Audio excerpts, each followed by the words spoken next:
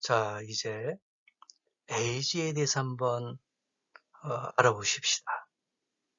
우리가 잘 알고 있는 동성애의 원인이 바로 에이즈, 예, 간염의 주 원인이다. 그렇게 우리가 알고 있지 않습니까? 로마서 1장 27절에 이와 같이 남자들도 순리대로 여인쓰기를 버리고 서로 향하여 음욕이 불릴 듯하며 남자가 남자로 더불어 부끄러운 일을 행하여 저희의 그릇됨에 상당한 보응을 그 자신에 받았느니라. 그렇게 말씀해 주고 있습니다. 그래서 이 에이즈는 과연 발병의 원인이 어디 있느냐. 그래서 이걸 우리가 좀 알아야 돼요.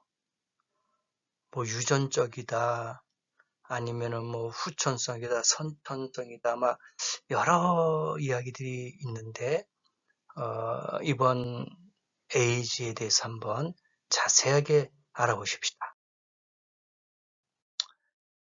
에이즈는 AIDS, 후천성 면역결핍증 이렇게 이야기하고 있습니다.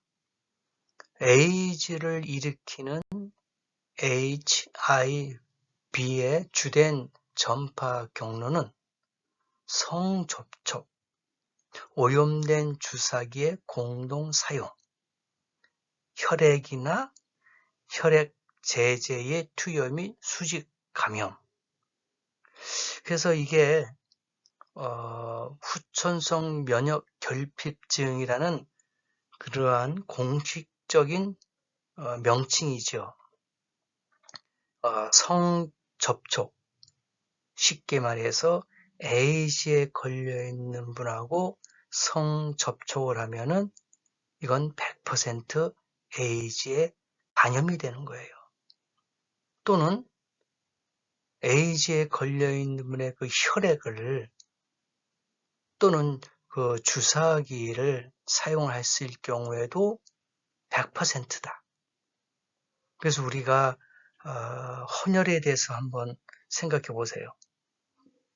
지금도 물론 있는데 몇 년 전만 해도 길거리에 헌혈 버스가 주차돼 있어서 지나가는 건장한 청년들을 대상으로 헌혈을 많이 홍보를 하고 있었어요. 저도 한번 한 기억이 나요. 들어가서 이 혈액을 조금 검사를 합니다. 왜냐하면 이상한 어떤 질병이 있는지, 뭐 매독이나 아니면 에이즈나 이런 여러 가지 뭐 바이러스에 감염이 되어 있는지 검사를 하고 거기에 통과된 사람만이 헌혈할 수 있는 거예요. 그래서 헌혈한 후에는 이제 카드를 발급해주고 그다음에 약간의 간식을 제공해 줬었어요. 근데 지금은 헌혈차를 도로에서 거의 볼 수가 없고 지금은 단체에 이제 군인이나 뭐 예비군 훈련장이나 또는 어떤 회사나 어떤 공공기관 이런 데서 정기적으로 이제 헌혈을 하는 그러한 시스템을 우리가 알 수가 있죠. 그래서 성접촉이나 혈액을 통해서 감염이 된다라는 것을 우리는 알아야 됩니다. 그래서 우리가 헌혈도 좀 조심스럽죠. 물론 확실한 어떤 그 검열에 의해서 걸러내기 때문에 거의 위험성은 없지만 만에 하나 그러한 것이 혹시나 있지 않나 염려스러운 것도 있겠죠. 남성과 성접촉을 하는 남성 그런 것을 우리가 알 수 있는 건데, 청년과 청소년들이 에이즈 환자 중에 94.25%는 동성애적 행위로 에이즈에 걸렸다. 이게 미국 통계에서 나온 거예요. 그러니까 성 접촉으로 인해서 에이즈에 걸린 게 92%, 94%까지. 그래서 마약 주사기를 통해서는 뭐 1%밖에 안 되고, 또 동성간 성 접촉 및 마약 주사기 사용도 2%, 3%밖에 안 되는데, 동성간 성 접촉으로 인해서 13세에서 19세가 92%, 20세에서 24%가 90%. 근데 이게 오래된 통계지만 지금 2025년 시대에 보면은 더 많이 감염이 됐다고 볼 수가 있어요. 줄어들지는 않지요. 왜냐하면 이거는 완치가 안 됩니다. 치료가 아니고 더 이상 진행하지 않도록 유지시키는 거죠. 완치할 수 있는 그런 백신은 아직까지 없어요. 그래서 에이즈 신규 환자 절반 동성간 성접촉자였다. 그래서 이성 간에 예를 들어서 남편이나 또는 아내가 에이즈에 걸려 있으면은 이제 부부가 다 에이즈에 감염이 되겠죠. 그런데 동성 간에 남자와 남자, 여자와 여자 간의 성접촉은 이거는 확률이 엄청나게 높다는 거예요. 뭐 94, 5%가 되니까 그만큼 감염이 되는 통로는 동성간이 확실하다. 그렇게 우리가 알고 있으면 되겠죠. 중국 대학가 중심으로 에이즈 환자가 폭증한다. 그러니까 주로 남학생 간의 성행위에 의한 것이다. 여성 동성애 전파는 없다. 그렇게 보는 거예요. 그래서 이 중국에서도 지금 계속해서 에이즈가 확산이 되고 있어요. 이게 비단 우리나라뿐만 아니에요. 전 세계적인 현상이다. 그렇게 이해하시면 되겠어요. 전 세계적인 문제예요. 심각한 겁니다.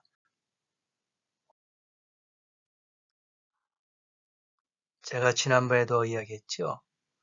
남성 부사관이 휴가 중에 성전환 수술을 했어요. 그리고 나는 성전환, 쉽게 말해서 트랜스젠더가 됐으니 여군으로 복무하겠다. 그렇게 희망했어요. 그러나 국방부에서는 아니다. 남자로 입영을 했기 때문에 다시 여자로 입영할 수가 없다. 그래서 불호 처분이 된 거예요. 그래서 그 남성 부사관이 극단적인 선택을 했지요. 또 숙명여자대학교. 이거 숙명여자대학교는 여대예요, 여대. 남자 대학, 종합대학이 아니라 여자대학, 뭐 이대나 숙대나 상대나 이런 식으로 여자대학교인데 성전환자가 있었어요. 남자인데 여자로 성전환을 했어요. 그래서 이걸 입학을 허가해야 되나 불허해야 되나 하다가 이건 불허다, 안 된다. 그래서 입학 취소가 됐죠. 그래서 입학을 포기하겠다. 그렇게 본인이 선언을 했죠.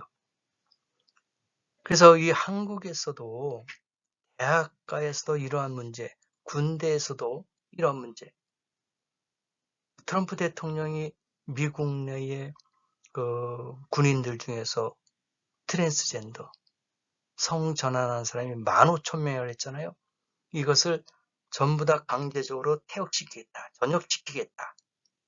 그렇게 선언했습니다. 이거는 참 좋은 일이에요. 그렇잖아요. 어떻게 트랜스젠더 하는 사람들이 군에서 같이 남자 또는 여자 그렇게 병영 생활을 할 수 있겠냐 이거예요. 그 내무반 생활을 할 수가 없지요. 근데 한국의 에이즈 환자가 한 해에 1000명 이상이 늘어난대요. 엄청난 숫자죠. 한 해에 1000명. 2001년서부터 2015년 에이즈가 465%로 증가했다. 엄청난 거예요. 국내 에이즈 환자 수가 2015년도에는 10,000명이 넘었어요. 남성이 92%. 에이즈 환자에게 들어가는 치료 비용이 811억. 사회적인 비용이 4조 원. 10대에서 20대 신규 에이즈 감염자 남성 동성의 비율이 94%. 그래서 이 에이즈 환자의 치료 비용은 100% 국가 지원이에요. 이거는 사회적으로 공개가 안 돼 있죠.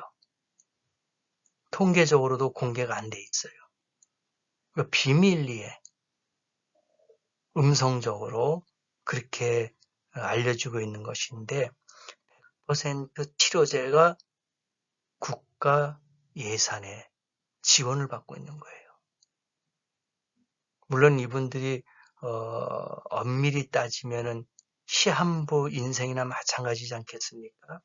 치료제가 없는 상태에서 약으로 연명하고 있는 상태니까 100% 국가 지원으로 치료를 하고 있는데 비용이 811억 1년. 엄청난 돈이죠. 그러면은 이 에이즈 환자의 감염이 어떻게 되느냐? 제가 조금 전에도 이야기했죠. 그 경로가 어떻게 되느냐? 바로 학문 선교에 의해서 이루어진다. 그렇게 보는 거예요. 한솔병원 대장학문외과 이관철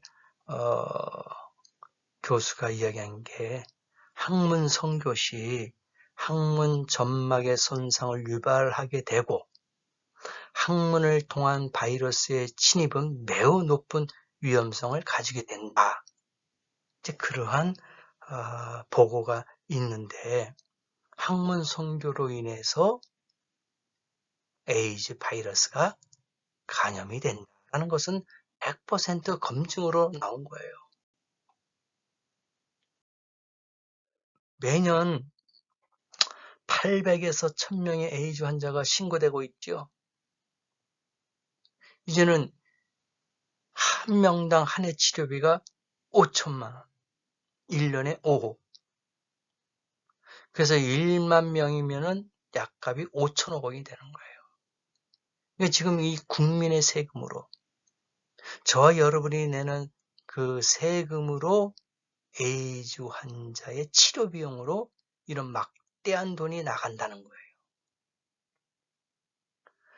에이즈 약값이 월 400에서 600만 원 정도 된대요. 그러니까 이 치료제가 고가의 치료제가 되겠죠. 수동연세 요양병원 요만섭 원장, 아마 여러분이 모르시는 분 있겠지만 아시는 분들 다 알아요. 이분이 에이즈에 대해서 성교, 그러니까 학문 성교로 인해서 벌어지고 동성애 간의 그런 성접촉으로 인해서 에이즈가 발병이 된다라고 주장하면서 운동하는 그런 의사예요. 생명의 위협도 많이 받고 있다고 합니다. 왜냐면 그걸 들춰내니까. 그러니까 사회적으로, 국가적으로 그러한 일들을 운동을 하고 있으니까 위험을 안고 그렇게 운동을 하고 있는 아주 좋은 일을 하시는 그런 의사분이신데 100% 국민의 세금으로 치료하는데 한 명당 월 400, 500, 600 그 선에서 치료비가 지원된다는 거예요. 그래서 다른 어떤 바이러스보다 100배, 1000배가 더 무서운 게 동성애래요. 그러니까 동성애자들이 성접촉은 남자들은 어떻게 하느냐? 학문 성교로 그렇게 나가는 거예요. 그래서 거기에서 감염이 되고 거기서 에이즈가 생긴다는 거예요. 그래서 어떤 분은 그래요. 동성애와 에이즈는 상관이 없다. 그렇게 주장을 하는데 근데 이 염한섭 원장 선생님은 아니다. 이건 100% 동성애와 연관이 있다. 이제 그렇게 에이즈보다 심각한 성병으로 인한 재앙이 눈앞에 다가오고 있다. 그래서 동성연애자들 사이에서 주로 발병하는 에이즈가 최근에 발병한 질병으로 알고 있는 사람들이 많지만 성경에는 이미 에이즈로 짐작되는 질병이 동성연애자들 사이에 퍼져 있음을 짐작할 수 있는 말씀이 등장한다. 여기서 사도 바울은 에이즈가 동성연애자들을 심판하시는 하나님의 보응이라는 사실을 분명히 하고 있다는 거예요. 왜냐하면 구약의 레위기 18장 22절에 보니까 너는 여자와 교합함 같이 남자와 교합하지 말라. 이는 가증한 일이니라. 또 20장 13절에는 누구든지 여인과 교합하던 남자와 교합하면 둘 다 가증한 일을 행함인즉 반드시 죽일지니 그 피가 자기에게로 돌아가리라. 그렇게 말씀해주고 있어요. 그래서 이 에이즈는 말 그대로 하나님의 심판을 받는, 죽임을 받는 무서운 행위다. 무서운 죄다. 둘 다 가증한 것이니 둘 다 반드시 죽이라는 거예요. 성경에 그렇게 기록되어 있어요.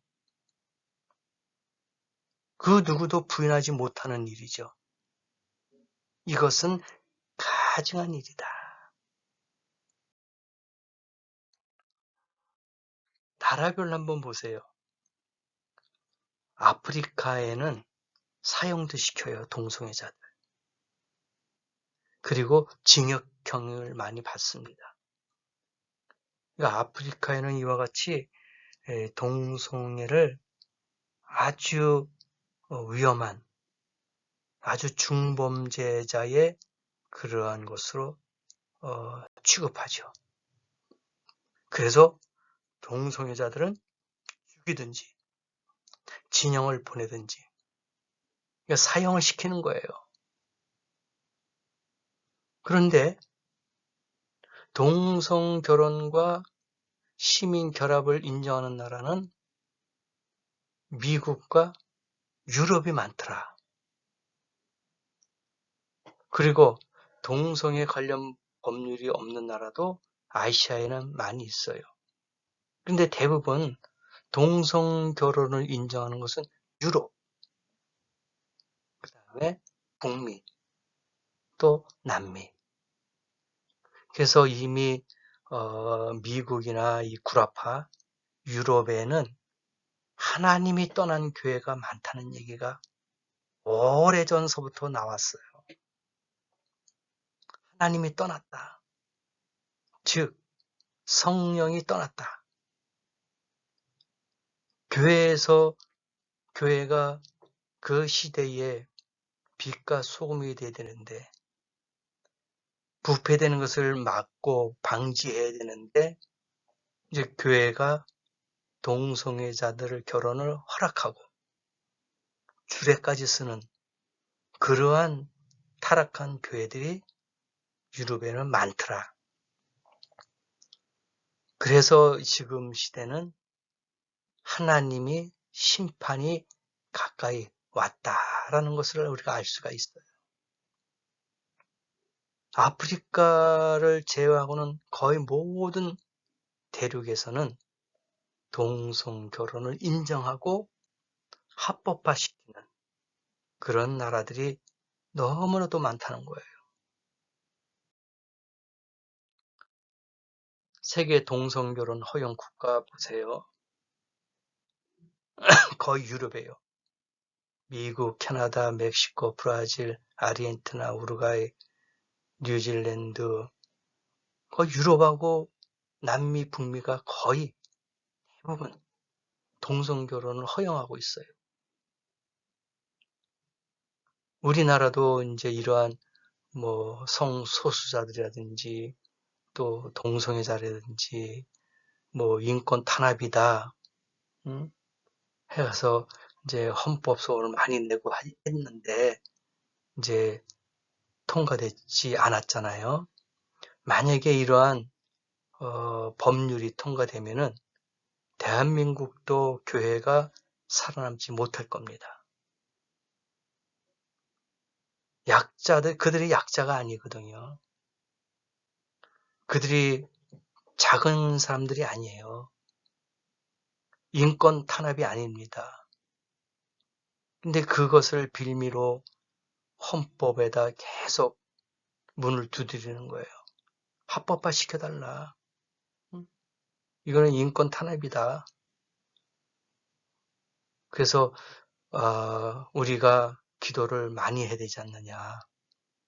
그러한 일들이 벌어지면 불행한 것이죠. 위험한 것입니다. 게이 20명 중에 한 명이 에이즈 환자다. 이게 이제 학술, 연구, 용역 보고서예요. 그러니까 게이, 남자와 남자. 그 20명 중에 한 명이 에이즈 환자다. 그러니까 그들이 성 접촉으로 인해서 에이즈가 확산이 되는 거예요. 레즈비언은 레즈라고 이야기하잖아요. 여자들은 이제 극소수죠. 그러니까 남자들이 심하다는 얘기입니다. 왜냐하면 학문 선교를 하잖아요. 그래서 바이러스가 더 확산되고 더 많은 환자가 생긴다는 거예요. 동성애는 에이즈의 직접적 원인? 맞죠. 한국에서는 에이즈가 남성 동성애자의 학문 선교에 의해 급격히 전파되며 주사, 마약 사용에 의한 간염이 매우 낮다. 그렇게 이제 이야기했잖아요. 그래서 이 에이즈 환자의 그 원인의 1순위는 동성애다.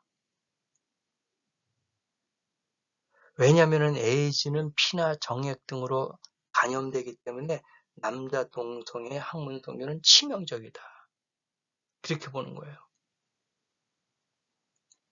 그러니까 마약이나 어떤 그런 주사로 감염이 되는 것은 확률이 낮아요. 그러나 학문 선교, 동성애자들의 학문 선교는 빨리 전파가 된다. 그렇게 보는 것이죠. 치명적이다. 그렇게 보는 거예요. 김유복 씨라는 분이 있어요. 그는 한국 트랜스젠더 제1호. 과거 이태원 게이클럽에서 화려한 가수 생활을 했답니다. 근데 지금은 기저귀를 찬 상태에서 생활하고 있어요. 죽기만이 기다린대요. 왜냐하면 그분이 트랜스젠더 제1호 사람인데 항문을 조여주는 힘이 없다. 그래서 항상 항문이 열려 있어서 대변이 그대로 흘러나온다. 그렇게 고백을 했어요. 그러니까 남자인데 여자로 트랜스젠더가 된 거죠. 오래된 얘기죠. 항문 선교를 합니다. 그래서 이제는 항문이 재구실을 못해서 기저귀를 차고 생활하는 그러한 고통스러운 나날을 보내고 있다는 거예요. 조금 전에도 이야기했듯이 여만섭 원장, 유명한 사람입니다. 동성애, 학문 선교, 에이즈 이러한 일들에 대해서 운동하는 사람이에요.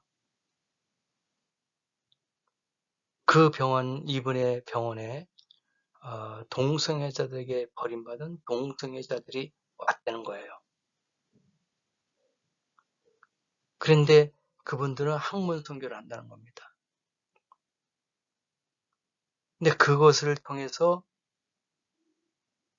에이즈, 간염, 바이러스가 전파된다는 거예요.